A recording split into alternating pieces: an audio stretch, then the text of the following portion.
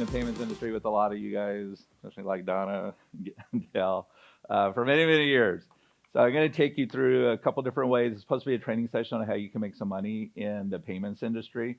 Very lucrative industry. Started out as a software guy in the point of sale space. We added payments, and unbeknownst, 15 years later, payments guy. But it's because it's been a fun industry, and again, it's very lucrative as we're seeing in the stock market nowadays. Okay, so my thing up here, I didn't know if I should put Chester Ritchie and in parentheses your name here for a company name. I kind of bounce around into a lot of different investments, a lot of different companies. Tend to stay with them for a few years, more of a working operator within them in addition to being an investor. And then normally somebody comes along and they buy those companies. So I've been pretty successful at it, I'd say, so far. So a couple of highlights here is I'm going to show you a chart where we are a POS company for 15 years, had a big whopping $10 million NASDAQ valuation, added payments, and in 5 years sold that company for about $500 million. That's to Global Payments. Again, went into a company called WorldPay, who was just purchased by a bank called purchased from a bank called RBS. Purchased it for $2.5 billion with Bain Capital. And within 5 years, we had the largest fintech IPO ever on the London Stock Exchange for $10 billion. Then it came along a couple years later, bought it for another $30 billion. And a year or two after that, FIS came along and bought it for many more billions. So as you can see, there's definitely ways to make money in the payments industry. So what we're going to do in this session, since we're tight here, is I'll give you a real quick market overview so you'll know what the opportunities are. We'll look at some different solutions, why your expertise is paramount, because today payments is all about technology. So the tech that you do out of CompTIA is definitely the same type of tech that is used within the payments ecosystems nowadays. How do you monetize that? I'm going to show you some pretty exciting stuff around that, which I happen to love. But it's basically how to double the size of your business almost immediately just by adding payments, and then how to get involved. Does everybody know this guy, Jack Ma? Alibaba, so founder of Alibaba. So great guy, he taught English, and then he got involved with e-commerce and then payments and all this. But I was at one of these conferences, and he was actually there. And, it was the big retailers that are out there, and they were talking about how to add, markets and customers. And then he literally said that, hey, if you guys, whoever that happens to be, insert name a big retailer, if you guys want to add 10,000 customers, right, you have to build warehouses, you have to add stores. And then he said, and this and that, like it was, just a second thought. He's all, me, 2 servers. And that's really what we're talking about now with payments, because if you look at payments was this sleepy old part of banks back in the day. And then all of a sudden technology came along, and it's the new hot market. And we even put a cool name on it too, right, called FinTech. So I'm in San Francisco, where we're actually changing the world, right, if you talk to anybody in San Francisco. But FinTech actually is changing the world. If you think about pretty much any piece of business technology, payments is going to touch that at some point in time.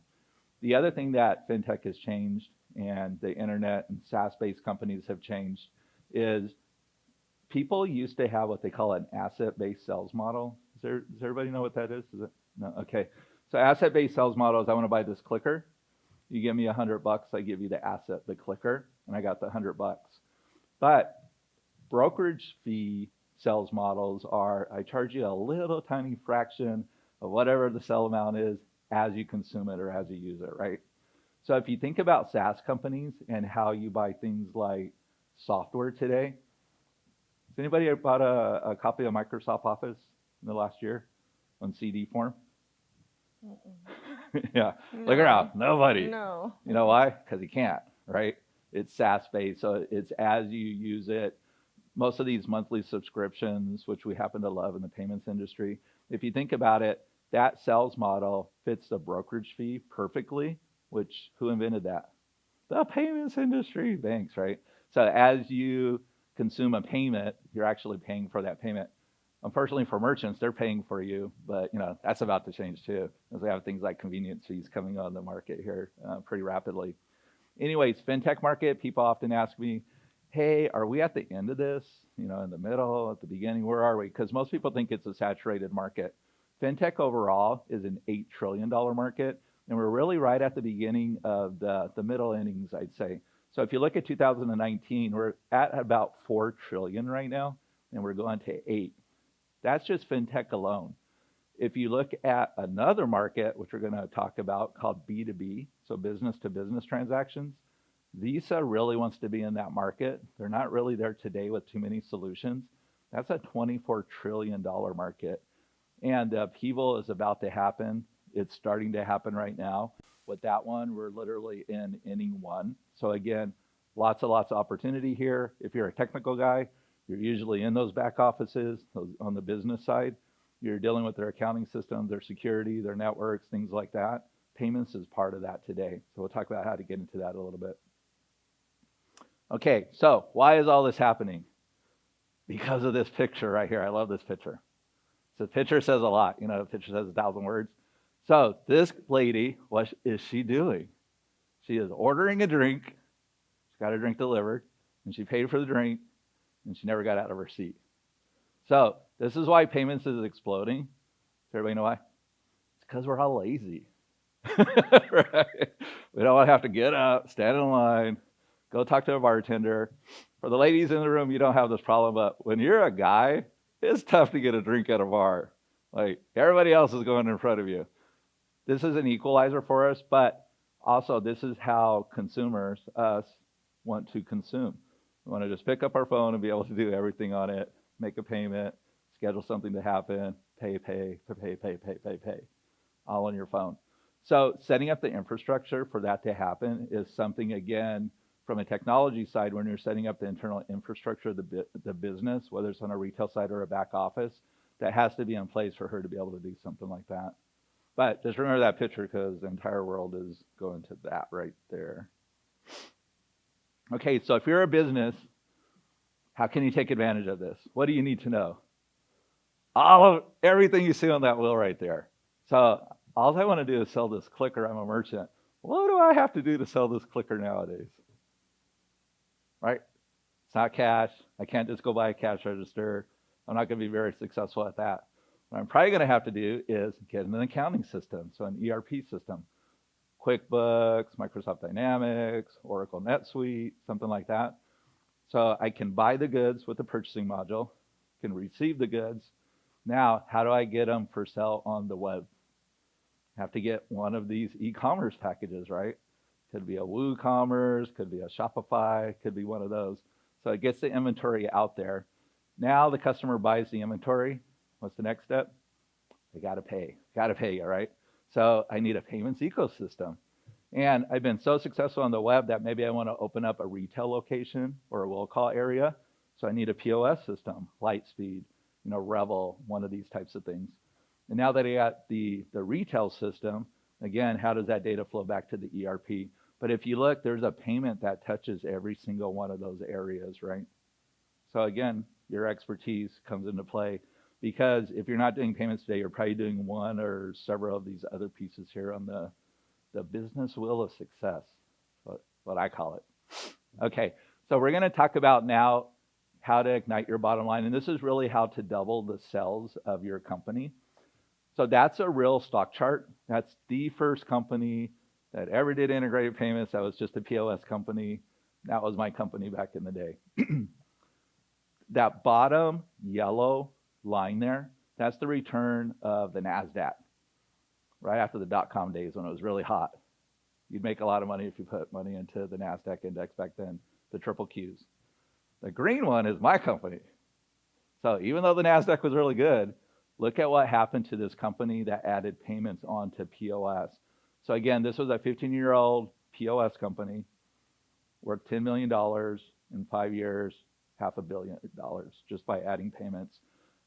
This graph is actually when we sold the company. After that, it doubled again. So it was 1,400% return just by adding payments. And the reason for that is people don't value the asset-based sales model anymore, because if you go away, most likely some sales are going to go away. And besides, I only sell $100 of these a year. If I have a portfolio of recurring payments, whether I'm there or not, those payments still come in. So now all of a sudden you have a portfolio and you can put a valuation on it. And normally today, what we're seeing is pretty frothy today, as we all know with the stock market. But today, if you have payments tied in with technology, which make it super sticky, we're seeing valuations like the 20x range. Just a couple years ago, it was 18. A couple years before that, it was 15. So one of the companies that I just sold, we got a 23x valuation against the EBITDA because we had payments tied in with the ERP systems, so B2B systems. So very, very lucrative, but you want to keep that in the back of your mind.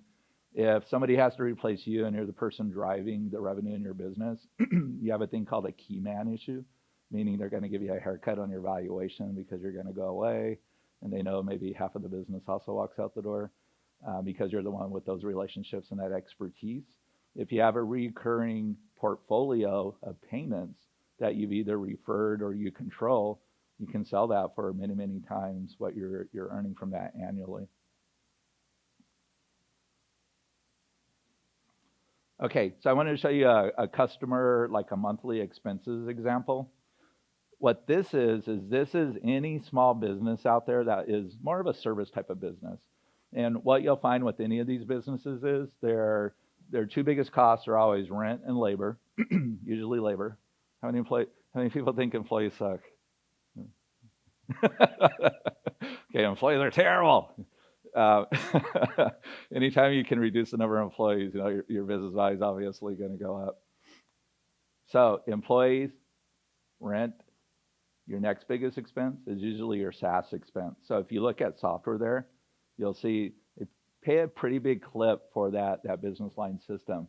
Your second biggest expense is going to be payments, or vice versa.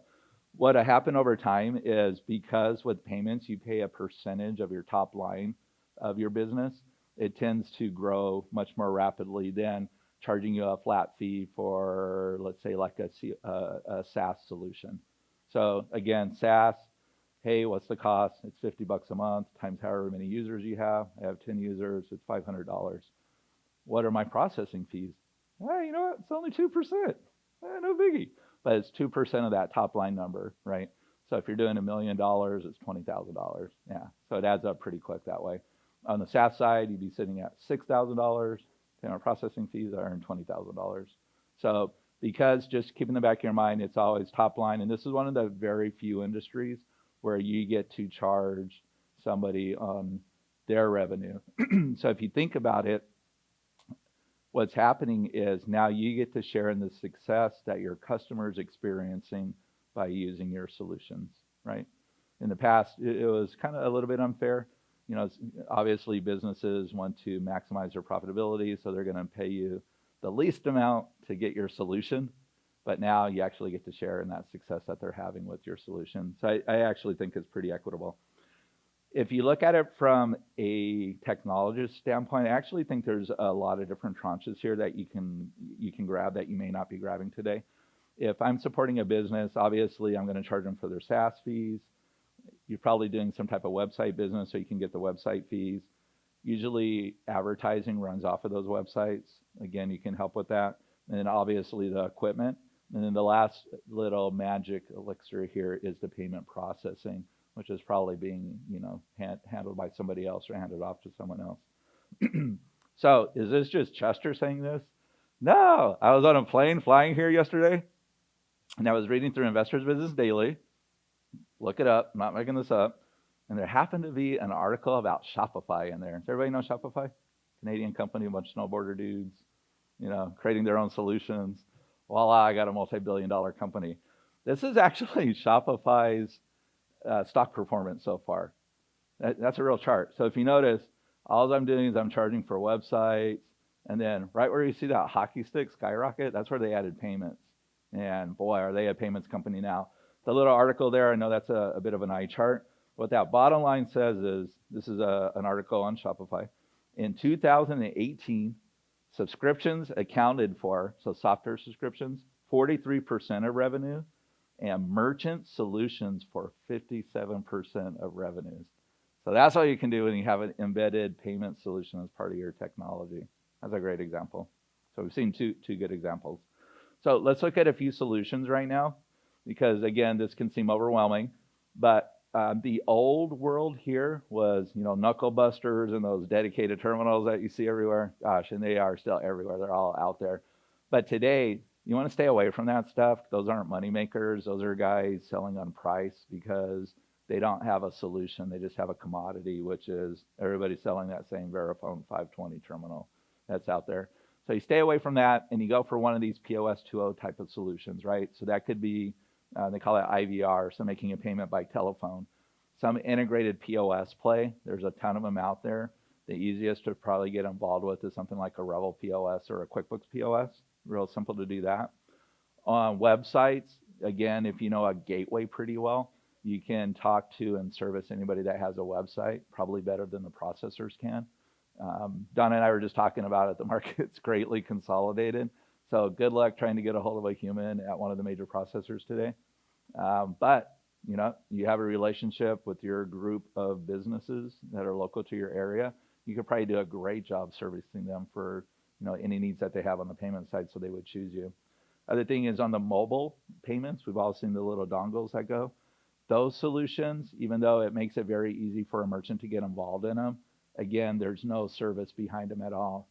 So companies like Stripe or Square, which are up in my neck of the woods in San Francisco, again, very easy to consume, but there's literally no customer service there. So you cannot call and get a hold of a person and ask them questions like, hey, where's my money? Right? You might get an email back in a day or two telling you, you're on a 7-day hold, and now you really want to talk to somebody, but there's just nobody there to talk to. So again, as you're a merchant, as you start to grow up, you tend to grow out of those types of solutions, and you want a real merchant account, which is a reason why they'd want to talk to you, and then you can refer it to someone. Okay, when it is what I would call virtual based, that's what in the industry we call card not present. So you'll see a little acronym CNP versus the opposite, which is card present, right? But I never see CP as an acronym. Do you, Don? I always see CNP, huh? Not CP. Yeah. Okay, for card not present, the way that you can really help merchants with that is, again, pick a type of gateway that's out there that's fairly universal. You can learn, be the expert on it, and it has lots of connectivity. So on the e-com side, if I was using a website, maybe a property management system, I wanted to set somebody up with a payments page, I can choose a gateway that allows me to do that. So pretty simple there. Maybe that gateway also supports mobile payments. So, hey, Chester, I got field techs in the field. Can you help me with that? Well, yes, I can, sir. My gateway supports that, and here's the readers that you're going to want to use. And then the last thing is on the B2B side, you want to make sure that, again, if that's the area that you want to play, that the ERPs are integrated in with that gateway. So I'm going to show you a couple here. Biggest one is QuickBooks. And here's what's funny about QuickBooks. I don't know if do we have small business guys in here? Anybody own their business? Yeah. Do you use QuickBooks? Yes. Anybody else use QuickBooks? QuickBooks. Yeah. What we find at QuickBooks is almost 90% of every business uses a QuickBooks. And it's just shocking when I go to their events. It's just mind-boggling.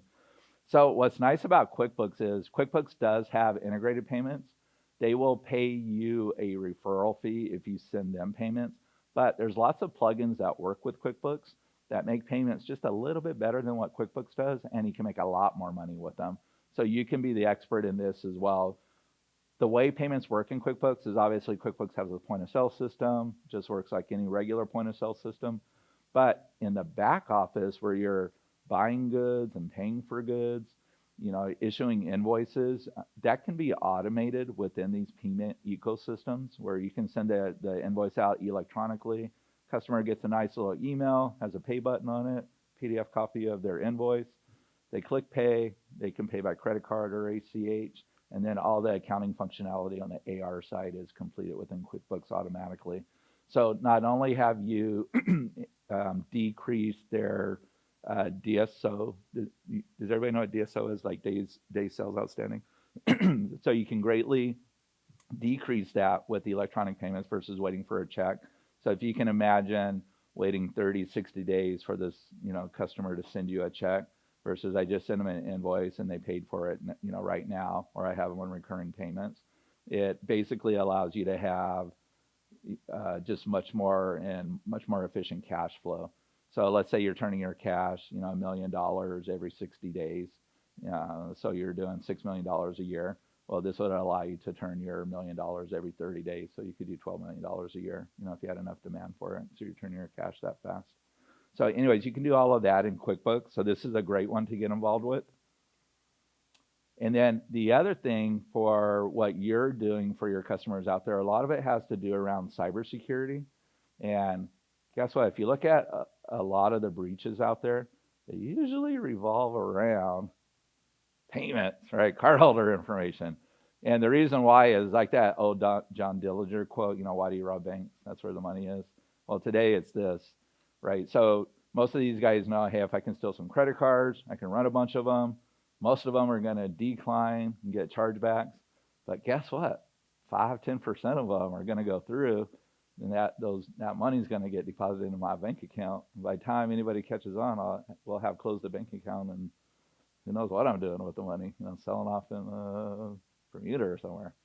So the PCI compliance, as soon as you sign up for a merchant account as a merchant, on that merchant account contract, one of the things that you're signing up to do and be 100% liable for is protecting cardholder data. So you're promising to be PCI compliant.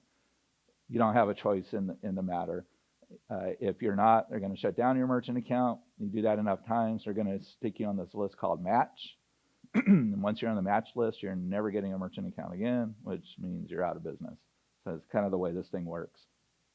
To be PCI compliant, though, you have to have your hardware layer secure. You have to have your application secure, which go into the cloud usually. So where's that data flowing? Hey, I'm storing a bunch of cardholder data in the cloud, unsecure. What do you think is going to happen to that, right? We see those breaches happen over and over again. So anyways, that security and that encryption and tokenization has to happen all the way from the moment you touch that card to wherever that card ultimately, turns up. Whether you're storing some of it for recurring or you're shooting it up to the processor to get an authorization code, the entire pathway has to be protected. Now, we would think everybody's got this nailed, right? So I have a Southwest credit card, and it was reissued to me 6 times last year because it had been breached. Not by me, by people like Home Depot. Remember all the big stories? Target. So anytime those guys are breached, then all those cards have to be reissued, right? 6 times last year. When we look at businesses overall, this is a company called TrustWave. They do annual scans to see, hey, what can we find out there in corporate America? So they scanned 7 million gigabytes of data last year. And out of that, guess what they found? 85% of every business out there is storing your information in an unencrypted format. And that's why my Southwest card got reissued to me 6 times last year, which I hate because, we all know, right? Like, remember our credit card numbers, now we got to remember them all over again. So anyways, they found 114 million credit cards out there. So if you think about it, there's a few 100 million people in the States. And probably the majority of those guys are below the age to actually get a credit card. So that's pretty much all of us in the room. Our credit cards got found somewhere. And I think what's most egregious here is if you look at that 5%, that's like track data. That's when you see people swipe your credit card. They're storing all of that data that's on that magnetic track, which is the biggest no-no out there, right? Like, if you're doing that, basically you're going to jail, no ifs, ands, buts. I'm not even going to ask any questions. I just found that data. So you're guilty. But they found 5% of the people out there still doing that, which is just crazy. Okay, so how to get involved? In this industry, we have a few types of agreements. So the first one is a real basic agreement. They call it a lead referral agreement. And the way these work is, hey, I have somebody that's interested in payments. I just installed QuickBooks accounting. Donna, can I make any money off of that? And Donna would say, oh yeah, we have a referral agreement. Then she'd send me a referral agreement. I sign it. I give her the lead. If they close it, they start kicking me back 5-10%, whatever their program is. The next types of agreement is an ISO. So you can actually become like an official salesperson of merchant services. And in these instances, what's going to happen is the processor is going to give you a buy rate. So it's usually industry interchange, whatever Visa, MasterCard is charging you for the card, their little markup, and now you got a buy rate. So now you're in the game. Whatever you can get that merchant to agree to pay you, you get to keep the difference between the spread, right? Between your buy rate and what you're charging the merchant. So those tend to work out pretty good. And then the last one, which is the newest one, which to me is the most exciting one, is what we call PayFacs, so payment facilitators. This is if you want to be all in. So if you have an application that you think can integrate payments successfully, and now all of a sudden you're taking choice away from the merchant, the customer, because it's just in your application, that is a home run all day long. And I want to talk to you, because that's what I do. So I work with those companies all the time. Some great examples of this is I wrote a taxi application that allows you to command a taxi right on your phone, and you never even have to pay by credit card. The payment just happens automatically. Everybody know the name of that company, right? Uber, Lyft. So if you think about it, you never pull out your credit card.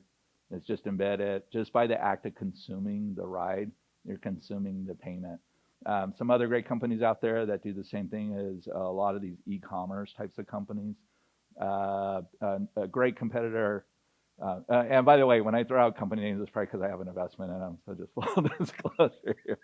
So a great competitor to Shopify, the number one competitor for them is BigCommerce. So BigCommerce has our payments all integrated into it, and they do an awesome job. You know, you want to sell on your e-com site, yeah. They give you a couple more options, sell on the Amazon Marketplace, eBay, you know, here, there, everywhere.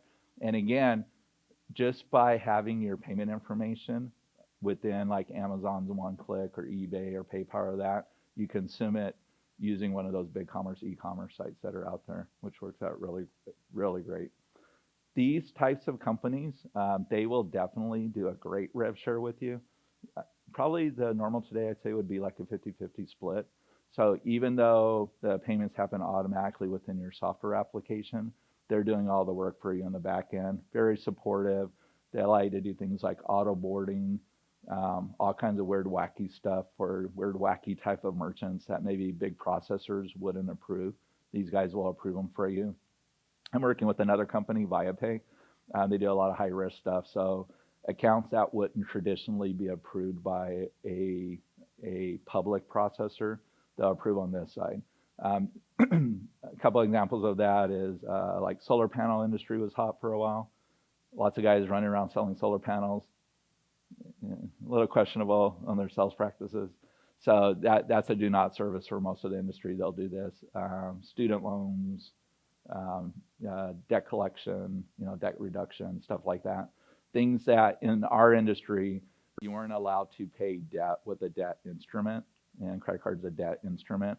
But because Visa and MasterCard, and the IRS, by the way, want to help you consume payments, they're starting to lighten up on some of those restrictions.